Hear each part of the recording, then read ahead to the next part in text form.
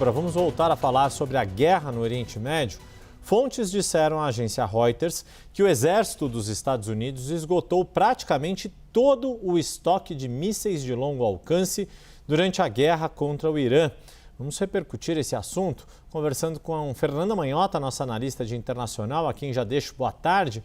E isso foi apontado como um fator de preocupação. Explica para a gente por quê, Manhota, e que estratégia os Estados Unidos podem adotar para repor esse estoque.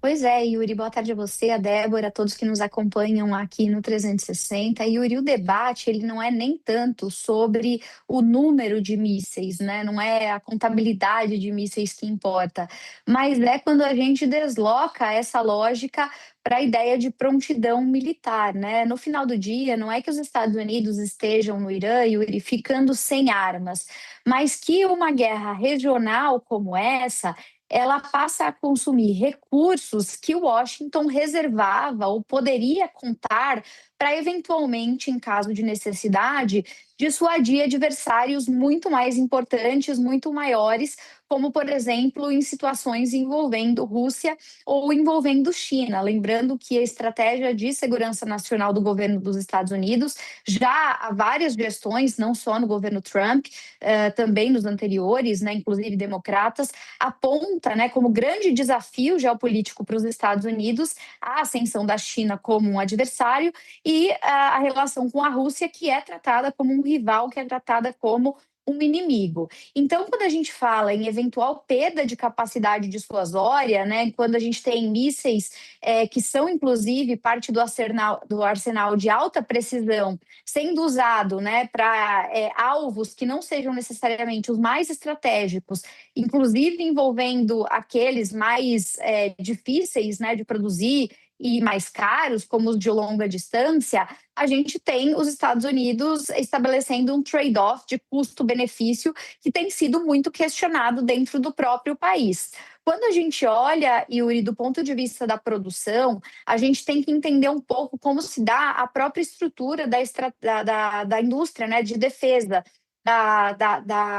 do segmento de produção dessa indústria de defesa. Alguns mísseis, que são os mais utilizados nesse momento contra o Irã, inclusive que ficaram popularizados aí no trato do dia a dia, Tomahawk, interceptadores Patriot, né, vários nomes que a gente se habituou a falar no noticiário, eles envolvem cadeias industriais muito especializadas, altamente sofisticadas, e que não só consomem recursos, né, dinheiro mesmo, capacidade de investimento, mas porque a produção dessa tecnologia leva anos, não leva apenas meses.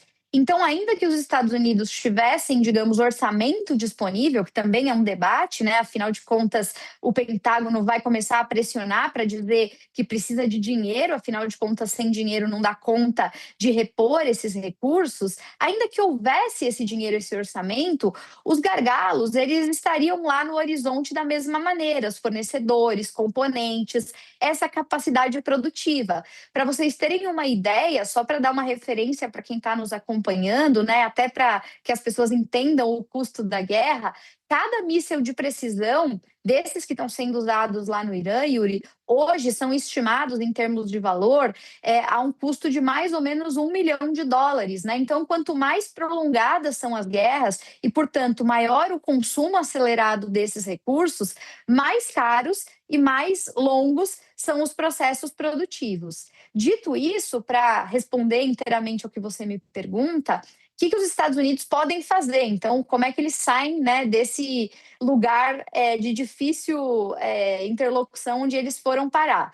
Claro, existe a possibilidade de expandir produção, isso já foi feito em outros momentos da história, então o governo ele assume, né, a ampliação de contratos com as empresas dessa indústria milionária da guerra, e ele pode, claro, retirar dinheiro de outras pastas para realocar o orçamento nesse campo. Não é uma coisa simples, porque lembrando, nos Estados Unidos, assim como no Brasil, orçamento não é uma matéria discricionária do executivo, não é o presidente Trump que numa canetada vai lá e resolve o orçamento, ele precisa do Congresso, é Congresso que define o que eles chamam lá de power of purse, né? Então quem é que tem o poder da carteira é o Congresso, o que significaria para o presidente Trump negociar com o Congresso, que está cada vez mais reticente e responsivo à opinião pública negativa dessa guerra. Então, não seria tão simples fazer esse processo de novos contratos, o que poderia explicar, Yuri, a necessidade de rever a estratégia, inclusive buscando ampliação de soluções diplomáticas. E aí a gente dá a volta completa para responder perguntas de dias atrás, né? Por que os Estados Unidos estão tão interessados em retomar negociações? Por que eles querem sentar com os iranianos? Porque o presidente Trump aparenta ter pressa. São vários os motivos, a gente já explorou isso aqui outras vezes, mas a capacidade de substituição, de reposição militar e os riscos, né, estratégicos da continuidade desse conflito também constituem uma parte importante dessa resposta. E não me surpreenderia, viu, Yuri, se nos próximos dias, semanas, a gente visse voltar a pipocar no horizonte Trump cobrando a OTAN, cobrando os aliados, falando de parcerias, porque, afinal de contas, faz parte do processo de lidar com as próprias limitações de recursos, cobrar, né, os aliados, os parceiros, ainda que no momento em que eles não estejam tão próximos assim, para dividir essa conta. Então, uma notícia que para muita gente pode passar batido, como sendo só ali uma contagem de estoque de armas, mas diz muito mais sobre o que a gente está acompanhando acontecer no Oriente Médio nesse momento no mundo, Yuri. Peguei, Fernanda Manhota, obrigada pelas análises e o que você nos conta, né, em toda essa contextualização que você traz, acaba respingando também na política e na própria plataforma pela qual Trump se elegeu, né, que era olhar mais para os Estados Unidos, não gastar com guerra, criticava as guerras. Quer dizer, se ele tiver, como você disse, que ir ao Congresso pedir autorização para mais orçamento, mais dinheiro para investir na guerra, de certa forma, politicamente, sob um aspecto, seria um reconhecimento, um recibo de que as coisas não andaram exatamente como os Estados Unidos queriam, né? Então, te agradeço aqui pelas informações, pelas análises e contextualizações. Obrigada, um bom trabalho para você.